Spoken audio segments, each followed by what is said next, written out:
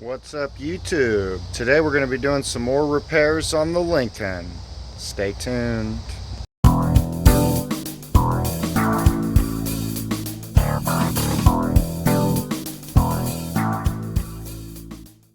But first, I wanted to announce we've got some Andy's Auto merch now. We got a hat, a shirt, a sticker, a coffee mug, and even a hoodie. You can find these items listed below the video, or you can go to my channel page and you can find them under the store section. If you're interested in supporting the channel while also getting some pretty cool gear for yourself, go ahead and check those out. Now back to the video. So I got a 25-foot roll of this stainless steel fuel line, so I'm going to try to bend it up and shape it like the old one. Alright, so I took that roll of fuel line that I got, and I did my very best to bend the new line the same way as the old one. It's of course not exactly the same, but I think that any slight differences in the line can be tweaked or bent a little bit more if necessary when I try to mount it to the car. But this part here has been a long time coming, guys. This is one of the first couple things that I actually took off of the car was the fuel line, so I'm very hyped to be putting that back on. Ended up buying a tubing bender tool for this job. Actually worked out pretty nicely. $10 I think at Harbor Freight.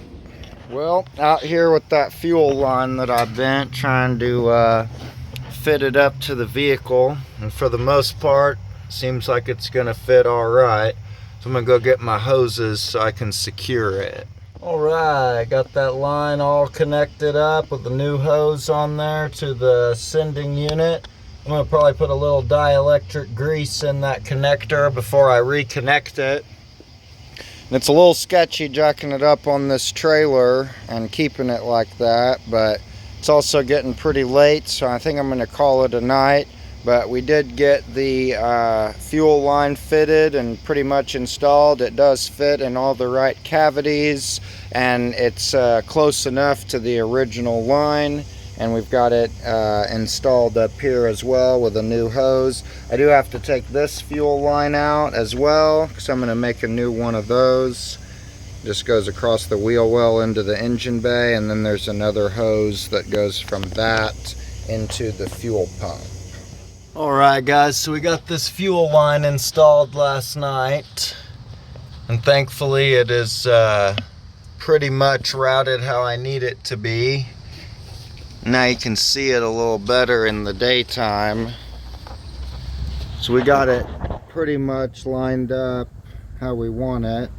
So now I'm going to lower it down a little bit, and I'm going to get some of that rubberized undercoating, and I'm going to hit this area, the channel where the fuel line and brake line rides along, just so that that's covered, because I won't want to have to take this back apart to do that later. So we're going to go ahead and do that now.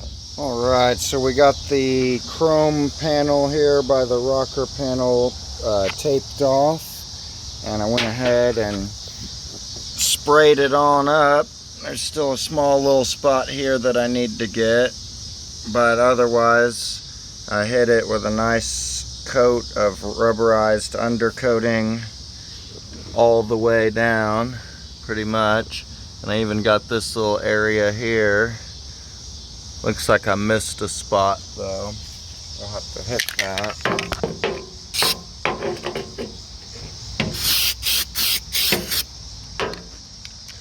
And just trying to coat the whole bottom here, make it look decent again. Alright, so now that everything's been kind of sprayed up, I'm in here trying to get where this brake hose connects to the actual line. You can kind of see the line going into it down there. It's a little difficult to see. I'll try to show it to you guys. I don't know if you can see it or not, but there it is. It's being very difficult to deal with. It was irritating me, so I decided to come up here to the front. I'm using line wrenches for both of them, and they're just so stuck and rusty that it doesn't want to come off, but trying to get this brake line off now so we can start making a new one of those. Alright, so I finally got it disconnected right here, dropped it down. Just had to use some vice grips and a big adjustable wrench. And then on the back, I'm having so much trouble, so I decided I'm just going to cut it off. Well, after cutting it off on the back side and fishing it out around the jack and the fuel line, finally got the brake line removed from the vehicle. And of course it's going to be a little bit longer than that because I did cut it, and we've got to have the right fitting and everything like that. But I'm going to be able to get that hose off of there more easily with this removed from it. And all we really need is the general shape, just like the fuel line. And luckily brake line, since it's much smaller, should hopefully be a little easier to bend, and I can get it a little more exact than I did on the fuel line. Well, I finally took the drum off for the very first time, or one of them anyway. It had this little clip on it here. It was on one of the lug studs, so I had assumed that they had never been off before, but that actually just twisted off kind of like a lug nut, no problem. So that's what we're working with here. Surprisingly still relatively thick shoes.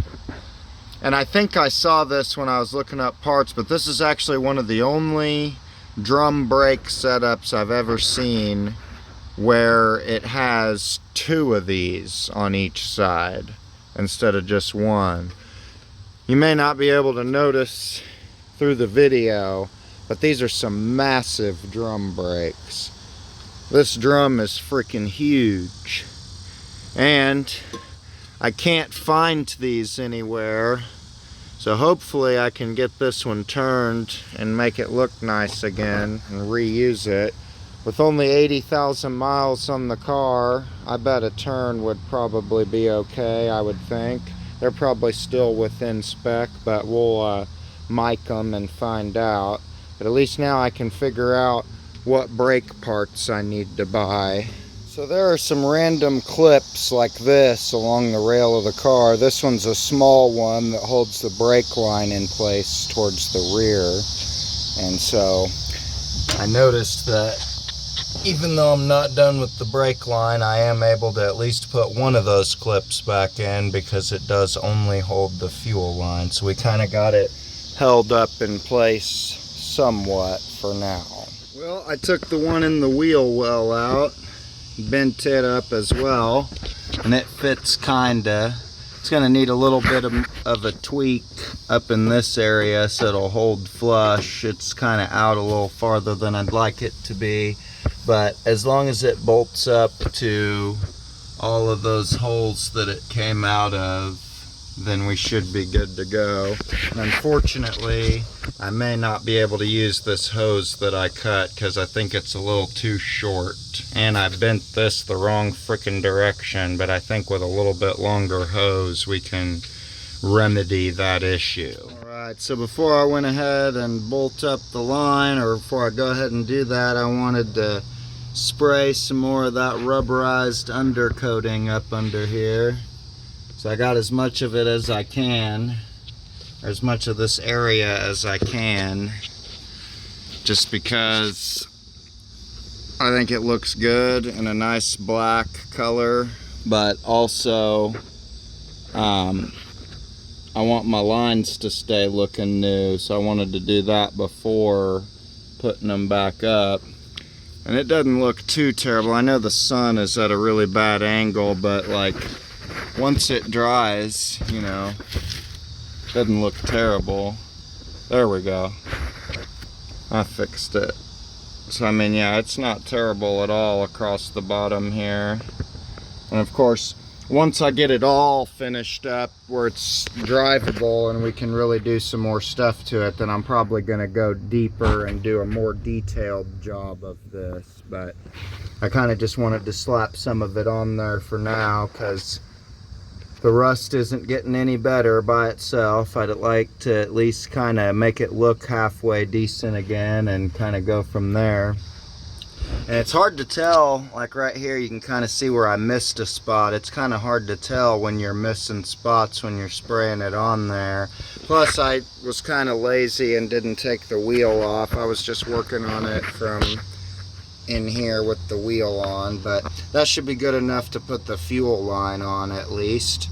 So once this dries up, I'll probably get a couple brackets and we'll put that in place. Alright guys, so we finally got this wheel well fuel line reinstalled with all of our painted brackets and screws.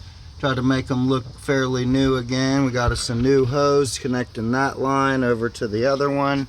And the only reason I don't have this one clamped on going down the side rail of the car here is because the clamps that hold this line also hold the brake line, and I haven't made the brake line yet. We're going to be getting to that here soon. Right, and then back under the hood, we got that fuel line coming through here. We got the hose on it, and we got a clamp on it. Unfortunately, I wasn't able to put those flares on the lines like I wanted to, but I kind of compensated for it by making these hoses longer, and that way they go way farther onto the line than they did before, and hopefully that'll kind of make up for the fact that those flares aren't there. And then this will connect to the fuel pump once we get to that point. Alright, and that's going to be the end of the video for this Lincoln update. As you can see, it's very hot outside. I'm sweating. I've been working on this for the past few days, just trying to get these lines bent up just right, get all the clamps on, and just make sure that everything looks professional, looks like it's set up properly. So otherwise, please like, comment, and subscribe, and I will see you next time.